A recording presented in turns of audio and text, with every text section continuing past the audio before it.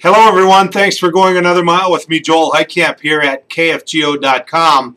You never know what a week's going to hold. I mean, Rick Santorum comes, you're going to talk some presidential politics. You're going to talk some Catholic faith, maybe some birth control, those type of tough issues that come along with Rick Santorum.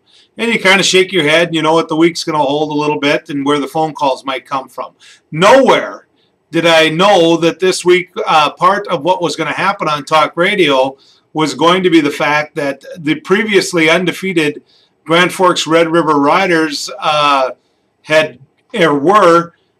to be accused of trashing a locker room down at Wahpeton High School. They got beat. They got beaten last second. Apparently they didn't like it. Now, Red River basically, and it came out now that their two boys are holding the responsibility for this. Those two boys, one is going to be suspended for a game, another is going to be suspended for half a game. But they beat up the Wahpeton locker room. Now, where's the problem for me in all of this?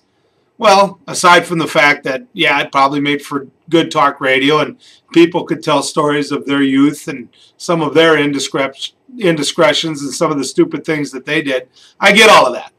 But I always struggled with the story because the one person to me who didn't pay that big of a price other than a little reprimand in his file was the actual coach of Grand Forks Red River. The coach, and I played a lot of sports. I never saw a coach not do a walkthrough on the locker room to make sure it was left the way he found it. Or to walk through to make sure that one of the kids didn't forget his duffel bag or whatever. So I think the coach is really the one that's getting off the easiest here. I think the kids that have to look at their parents and say, Mom and Dad, I need a couple bucks. Of course, these are Red River kids. They can probably just take out one of their CDs. But, who knows? I don't know. I know this. I know that the coach is getting off the most easy out of all of this.